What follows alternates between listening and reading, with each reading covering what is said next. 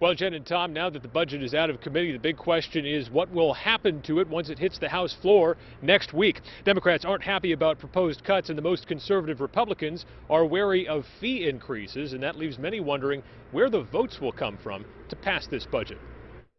After much wrangling, the House Finance Committee passed a state budget late this afternoon. The budget that we're proposing is slightly larger than the current level of spending, but it is significantly less than the governor is proposing. House Finance Chairman Neil Kirk says the difference between the two budgets is about $500 million.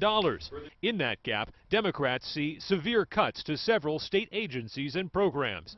At a press conference, they also accused Republicans of ignoring the most current revenue figures. When you back in a number and you do not pay attention to the updated revenue streams and you ignore anything put on the table by the governor, you're going to get a lousy product. It's possible that revenue estimates will change.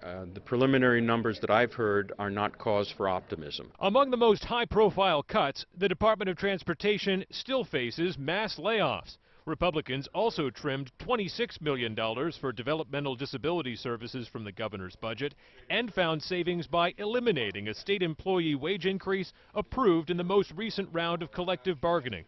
And the state crime lab would lose a pair of specialist positions for analyzing fingerprints and illicit drugs. We have an opiate crisis. We have lots of people that have been arrested and charged with selling drugs, with dealing drugs.